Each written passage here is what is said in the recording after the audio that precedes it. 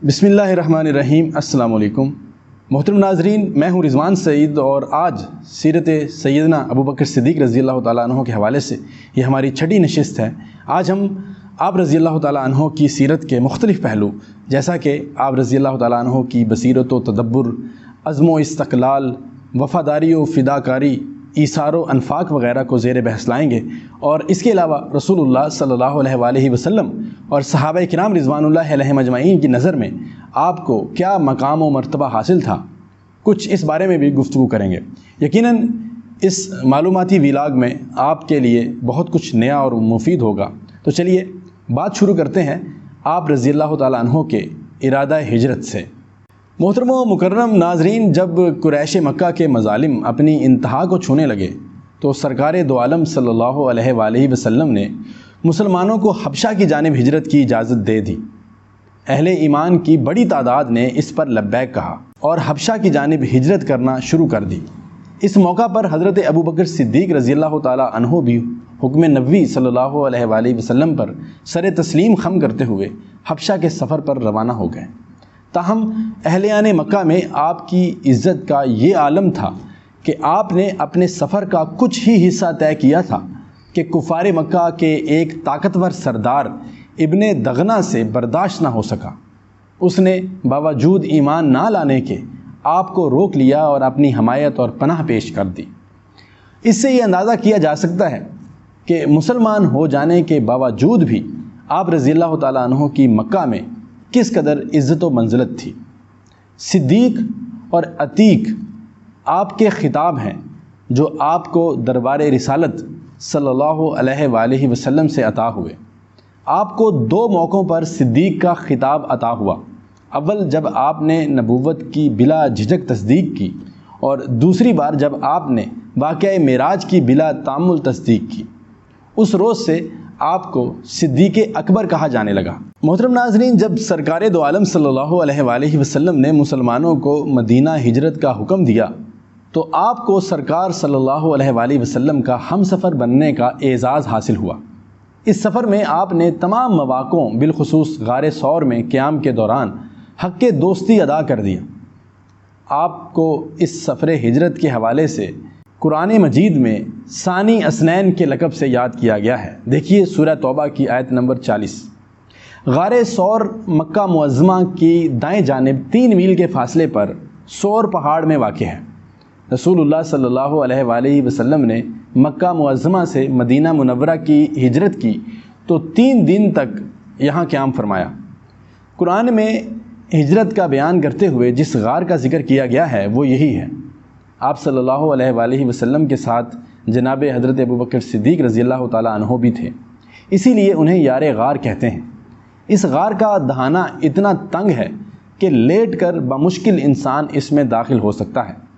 ابوبکر صدیق رضی اللہ تعالیٰ عنہ نے اول غار کو صاف کیا، بعد ازاں آپ صلی اللہ علیہ وآلہ وسلم غار میں تشریف لے گئے اور باذن الہی غار کے دہانے پر مکڑی نے جالا تنا۔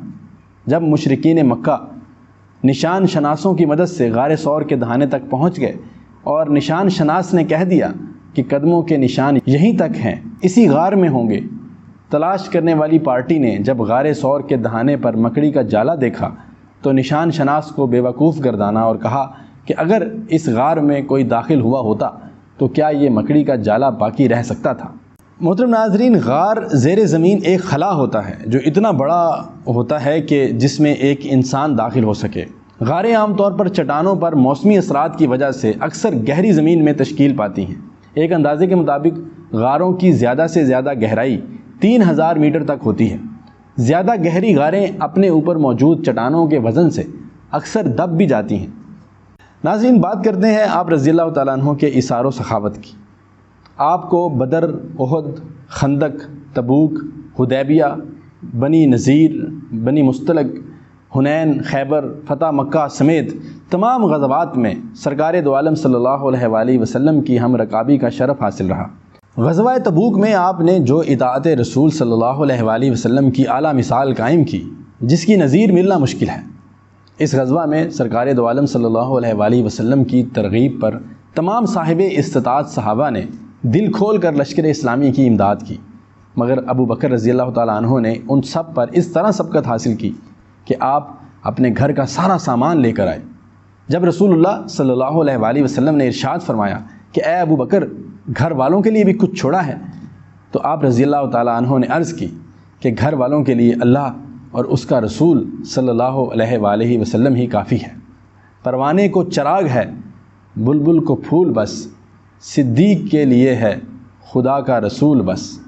محترم ناظرین، رسول اللہ صلی اللہ علیہ وآلہ وسلم کا فرمان ہے کہ میں نے جس شخص پر اسلام پیش کیا اس نے پس و پیش سے کام لیا، مگر ایک واحد ابو بکر تھے جنہوں نے میری ایک آواز پر لبیک کہا اور اسلام قبول کر لیا۔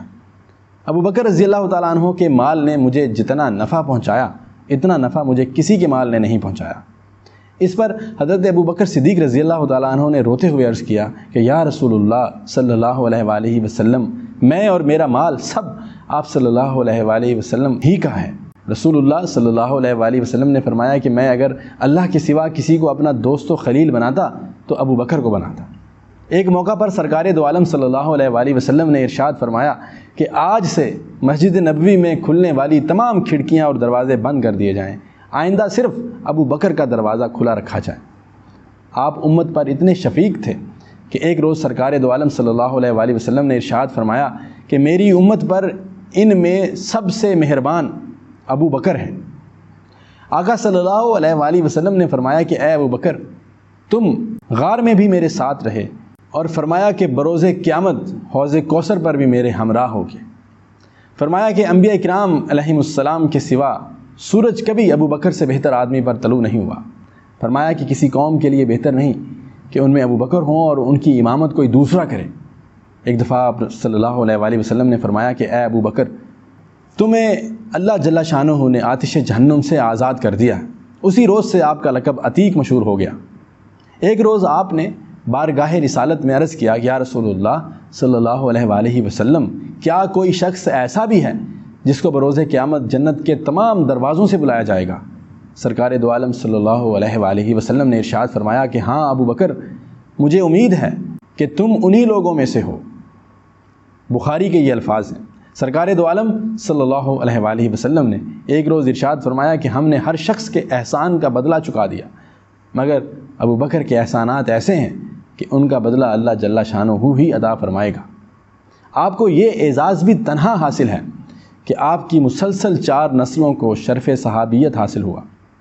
آپ کے والد گرامی حضرت ابی قحافہ رضی اللہ تعالیٰ عنہ، آپ خود، آپ کے صاحبزادے عبد الرحمن اور پوتے ابو عتیق محمد رضی اللہ تعالیٰ عنہم بھی شرف صحابیت سے مشرف ہوئے۔ رسالت میں آپ صلی اللہ علیہ وآلہ وسلم نے ساری زندگی آپ پر کسی دوسرے کو فضیلت نہیں دی۔ آپ رضی اللہ تعالیٰ عنہ صحابہ کرام میں بھی بڑے مقبول تھے۔ حضرت عمر فاروق رضی اللہ تعالیٰ عنہ فرماتے ہیں کہ حضرت ابو بکر رضی اللہ تعالیٰ عنہ ہمارے سردار، ہمارے بہترین فرد، اور رسول اللہ صلی اللہ علیہ وآلہ وسلم کو ہم سب سے زیادہ محبوب تھے۔ ایک موقع پر حضرت عمر فاروق رضی اللہ تعالیٰ عنہ نے ارشاد فرمایا کہ اگر ابو بکر شب ہجرت میں رسالت مآب صلی اللہ علیہ وآلہ وسلم کی خدمت اور مرتدین سے قتال کا کارنامہ مجھے دے کر میری ساری عمر کے اعمال لے لیں تو میں سمجھوں گا کہ میں ہی فائدے میں رہا۔ حضرت عمر ارشاد فرماتے ہیں کہ ابو بکر رضی اللہ تعالیٰ عنہ نے ایسا راستہ اختیار کیا کہ اپنے بعد آنے والے کو مشقت میں ڈال گئے۔ اس عظیم خلیفہ نے ہر معاملے میں اپنا وہی معیار رکھا جو اس وقت کسی عام مزدور کا ہوا کرتا تھا۔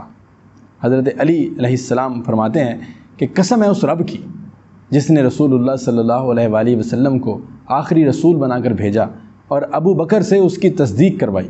حضرت مصعب بن عمیر رضی اللہ تعالیٰ عنہ فرماتے ہیں کہ اس امر پر تمام امت کا اتفاق ہے کہ حضرت ابو بکر رضی اللہ تعالیٰ عنہ کا لقب صدیق ہے، کیونکہ آپ نے بے خوف و نڈر ہو کر رسالت مآب صلی اللہ علیہ وآلہ وسلم کی تصدیق کی اور اس میں کسی قسم کی کوئی جھجک سرزد نہیں ہوئی۔ سیدنا صدیق اکبر رضی اللہ تعالیٰ عنہ بصیرت و تدبر، عزم و استقلال، وفاداری و فداکاری، ایثار و انفاق کا مرقع خیر تھے، مجسم اسلام کے مرد مومن کی سچی تصویر تھے۔ وہ ثانی اسنین فی الغار اور جانثار ذات مصطفیٰ صلی اللہ علیہ وآلہ وسلم، پروانہ شمع رسالت، اسلام کے پہلے خلیفہ راشد، ہر دور میں اہل حق اور متلاشیان راہ حق و ہدایت کے لیے اصحاب رسول میں سے نمونہ کامل کی حیثیت رکھتے ہیں، جن کے بارے میں حضرت اسد بن زرارہ رضی اللہ تعالیٰ عنہ سے روایت ہے کہ وہ فرماتے ہیں کہ میں نے حضور نبی اکرم صلی اللہ علیہ وآلہ وسلم کو لوگوں کو خطبہ دیتے ہوئے دیکھا۔ آپ صلی اللہ علیہ وآلہ وسلم نے توجہ فرمائی تو حضرت ابوبکر صدیق رضی اللہ تعالیٰ عنہ کو نہ دیکھا، تو آپ صلی اللہ علیہ وآلہ وسلم نے پکارا کہ ابو بکر ابو بکر، روح القدس جبرائیل علیہ السلام نے مجھے خبر دی ہے کہ میری امت میں سے میرے بعد سب سے بہتر ابو بکر صدیق رضی اللہ تعالیٰ عنہ ہیں۔ آپ رضی اللہ تعالیٰ عنہ عشق مصطفیٰ صلی اللہ علیہ وآلہ وسلم کے سمندر میں اپنی ذات کو فنا کر چکے تھے۔ دولت دنیا ان کے سامنے ہیچ تھی، اس میں محمد صلی اللہ علیہ وآلہ وسلم لبوں پر مچلتا تو لہو کی ایک ایک بوند وجد میں آ جاتی۔ ہمہ وقت بارگاہ مصطفیٰ صلی اللہ علیہ وآلہ وسلم میں سراپائے ادب رہتے اور سود و زیاں سے بے نیاز ہر وقت حضور صلی اللہ علیہ وآلہ وسلم کے اشارے کے منتظر رہتے کہ کب حکم ہو اور وہ اپنی جان و مال آقائے دو جہاں صلی اللہ علیہ وآلہ وسلم کے قدموں پر نثار کریں۔